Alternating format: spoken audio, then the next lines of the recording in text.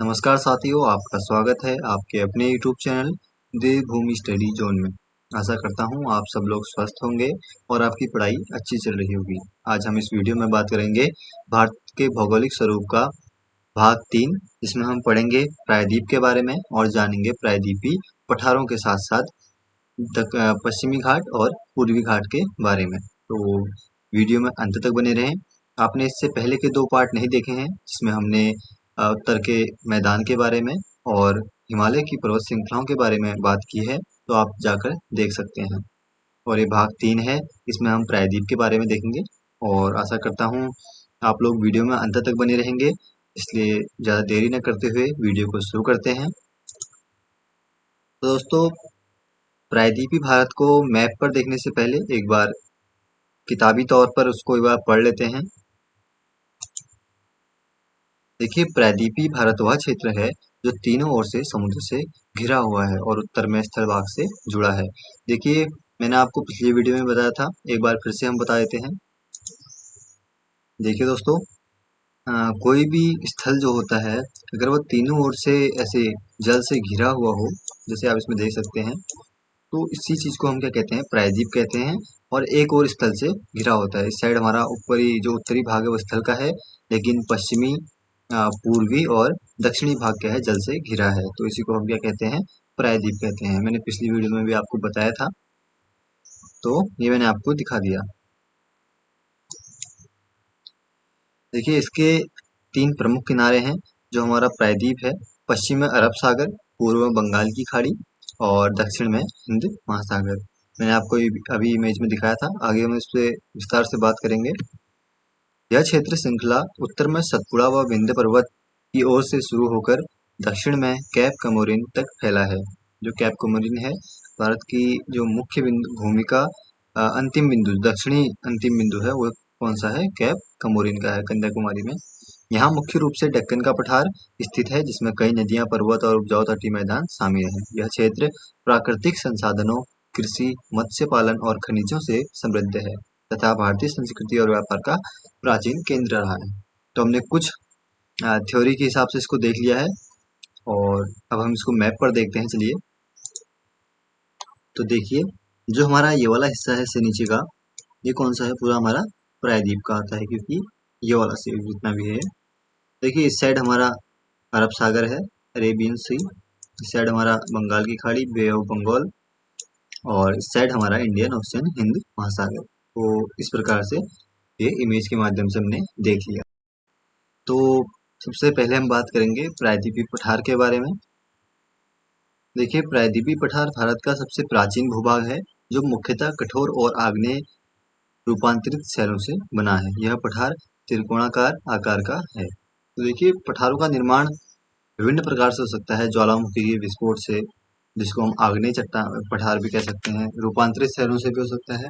अनेक प्रकार होते हैं। इनको हम बात को देखेंगे जब हम पठार और पर्वतों की जो संरचनाएं होते हैं उन पर बात करेंगे। अभी हमको सिर्फ इतना देखना है कि पठार क्या होते हैं। देखिए, समतल भूमि है, उससे कुछ उठा हुआ हिस्सा अगर है और ऊपर से वो क्या होगा, समतल होगा, तो इसी को हम क्या कहते हैं, पठार कहते हैं। जो मुख्य भूमि, जो हमारी समतल भूमि है, उससे उठे हुए भाग होते हैं, लेकिन ये टॉप पर जाकर शिखर नहीं बनाते, एक समतल भूभाग बनाते हैं। इसी को हम क्या कहते हैं, पठार कहते हैं। जैसे मान लीजिए कोई ज्वालामुखी विस्फोट होता है, तो उसमें से जब लावा उसके चारों ओर फैलता है या निकलता है, तो ऐसे इकट्ठा हो जाता है और बाद को जब वो ठंडा हो जाता है, तो उसके बाद इस प्रकार का रूप लेकर पठार का निर्माण करता है। तो ये छोटी बेसिक सी बात हमने जान ली और आगे देखते हैं। उत्तर में सतपुड़ा एवं विंध्य पर्वत श्रृंखला, पूर्वी किनारे पर पूर्वी घाट और पश्चिमी किनारे पर पश्चिमी घाट, इसकी जो सीमा बनाते हैं वो ये किनारे बनाते हैं। इसको दो मुख्य भागों में बांटा जाता है। पहला होता है हमारा दक्कन का पठार और दूसरा हमारा मालवा का पठार, या मालवा या दक्कन। ठीक है, जो हमारा मालवा का पठार है, नर्मदा और ताप्ती घाटियों के आसपास स्थित है। दक्कन का पठार कृष्णा, गोदावरी, कावेरी जैसी नदियों द्वारा सिंचित है। तो यहाँ पर भिन्नताएं भी बहुत पाई जाती हैं, खनिज भी बहुत पाए जाते हैं। इस पे हम आगे बात करेंगे। देखिए, यह क्षेत्र खनिज संपदा, लौह अयस्क, मैंगनीज, कोयला, अभ्रक आदि में समृद्ध है और यहाँ की मिट्टी कृषि के लिए उपयुक्त है। तो चलिए आगे देखते हैं। तो दोस्तों आप इमेज में देख सकते हैं, ये वाला हिस्सा हमारा मालवा का पठार का है और नीचे वाला पूरा हमारा दक्कन प्लेटूज दक्कन का पठार आता है। अभी पूरा एक नहीं है, ये विभिन्न ऐसे विभक्त हो चुका है कुछ नदियों के कारण, क्योंकि हमारी कृष्णा गोदावरी नदियां यहाँ से बहती हैं, तो उसके कारण भी इसमें इसके अलग अलग भाग हो चुके हैं। और इसके अलावा देखिए यहाँ छत्तीसगढ़ प्लेन्स का हिस्सा है, रांची प्लेटू, छोटा नागपुर का पठार, बहुत सारे पठार हैं। और एक बात और कि जो हमारा शिलांग और मेघालय का पठार है, ये भी हमारा प्रायद्वीपीय पठार का ही भाग है, क्योंकि जैसे मैंने आपको बताया था, क्योंकि जितना भी हमारे पठार का हिस्सा आता है गोंडवाना लैंड का आता है, और पूर्व में जब ये वाला पूरा हिस्सा जो नीचे का है हमारा, ये गोंडवाना लैंड का ही हिस्सा था, उसी से हमारा ये अलग हुआ था। ठीक है, तो जब यह लॉरेशिया वाली जो प्लेट थी उससे टकराया था, तब यहाँ पर हमारी हिमालय पर्वतों का निर्माण हुआ था। तो ये तो हमारा लॉरेशिया प्लेट का हिस्सा है और ये हमारा गोंडवाना का हिस्सा है। तो चलिए एक एक करके महत्वपूर्ण पठारों पे बात करते हैं। देखिए पहला हमारा है मालवा का पठार, जिसपे हम बात करेंगे मालवाज प्लेटो। मालवा का पठार मोटे तौर पर विंध्य पहाड़ियों पर आधारित एक त्रिकोण बनाता है, जो पश्चिम में अरावली पर्वतमाला और उत्तर में मध्य भारत पठार व पूर्व में बुंदेलखंड से घिरा है। तो ये हमारा इस वाले हिस्से पर हमारा मालवा का पठार स्थित है, जो अ, जो पश्चिम में जो है अरावली पर्वत जो माला हमारी इस साइड की आती है उससे घिरा हुआ है। मध्य में यहाँ पर हमारा जो मध्य भारत का पठार आता है उसका है, और पूर्व में बुंदेलखंड से घिरा है। इसके बाद अगले पठार पे हम बात करेंगे, जो हमारा छोटा नागपुर का पठार है। भारतीय प्रायद्वीप के उत्तरी पूर्वी प्रक्षेपण का प्रतिनिधित्व करता है, अधिकतर झारखंड छत्तीसगढ़ के उत्तरी भाग और पश्चिम बंगाल के पुरुलिया जिले में। देखिए आप 3 जिलों में फैला हुआ है। सोन नदी पठार के उत्तर पश्चिम में बहती है और गंगा नदी में मिल जाती है। आपको पता होगा गंगा गंगोत्री से निकलते हुए यूं आते हुए बंगाल की खाड़ी में मिलती है, और यहाँ से जो ब्रह्मपुत्र नदी है वो आते हुए भी गंगा नदी में मिलकर यहाँ पर सुंदरवन डेल्टा का निर्माण भी करती है। मैंने आपको पिछली वीडियो में बताया था, तो आपको पता होगा। आगे देखिए, पठार की औसत ऊंचाई समुद्र तल से 700 मीटर है। यह पठार मुख्यतः गोंडवाना चट्टानों से बना है। ये मैंने आपको बता दिया कि गोंडवाना से कैसे बना है। अगला देखिए, दक्कन का पठार। इसका क्षेत्रफल लगभग 5 लाख वर्ग किलोमीटर है। बहुत बड़ा क्षेत्रफल में फैला हुआ है। इसका आकार त्रिकोणीय है, आपको दिख रहा होगा। इस प्रकार से पूरा इसी का भाग आता है, और यह उत्तर पश्चिम में सतपुड़ा और विंध्य और उत्तर में महादेव और मैकल, पश्चिम में पश्चिमी घाट और पूर्व में पूर्वी घाट से घिरा है। इसकी औसत ऊंचाई 600 मीटर है। देखिए इस साइड इसके जो उत्तर में है यहाँ मालवा का पठार आता है, इस साइड पूर्व की साइड सतपुड़ा रेंज आ जाती है, इस साइड हमारा पश्चिम में पश्चिमी घाट, और पूर्व के साइड में इस साइड पूर्वी घाट आ जाता है। तो जो हमारी भौगोलिक दृष्टि से और परीक्षा की दृष्टि से भी बहुत इम्पोर्टेंट प्लेटू है जो हमारा दक्कन का प्लेटू है। ठीक है, बेसाल्टिक चट्टानों से बना हुआ है। तो अगले बात करते हैं।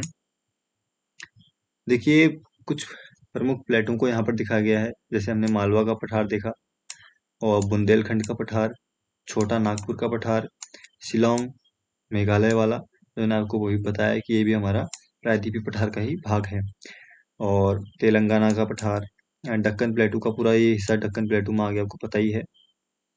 कर्नाटका प्लेटू, दक्कन प्लेटू का ये वाला हिस्सा मुख्यतः। तो ये कुछ प्रमुख और कुछ छोटे पठारों का मैंने यहाँ पर उदाहरण दे दिया है। आगे बढ़ते हैं। तो आगे बढ़ने से पहले एक बार फिर से नजर डाल लेते हैं। देखिए हमारी अरावली पर्वत श्रृंखला इधर आती है, जो कि मैंने आपको बताया था कि बहुत प्राचीन पर्वत श्रृंखला है, सबसे प्राचीन है। 600 से 700 मिलियन वर्ष पूर्व इसकी आयु हो चुकी है, निर्माण हुआ था। और आपको पता होगा यहाँ कुछ पर्वत श्रृंखलाएं आते हैं, गारो, खासी, जयंतिया, जो हमारी पूर्व की आती हैं। यहाँ पर हमारा छोटा नागपुर का पठार, जो मैंने आपको भी बता दिया। सतपुड़ा की श्रेणी यहाँ आती है, और विंध्य की यहाँ आती है, और वेस्टर्न घाट ये वाला हिस्सा है। आपको थोड़ा बहुत पता चल जाए ताकि जब हम वीडियो में आगे बढ़े तो आपको अंदाजा आए। यहाँ हमारा पूर्वी घाट आता है।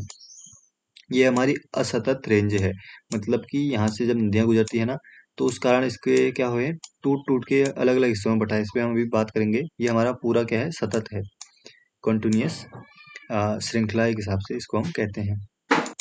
दोस्तों अब बात करते हैं पश्चिमी घाट और पूर्वी घाट पर।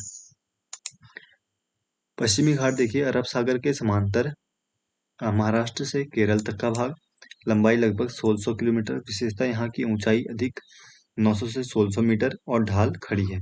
प्रसिद्ध स्थल नीलगिरी की पहाड़ियाँ, अन्नामलाई पहाड़ियाँ, महाबलेश्वर, मयूरकुंड, और जो यहाँ का महत्व है वह है वर्षाधिक घने वन और जल विद्युत उत्पादन और मसालों की खेती।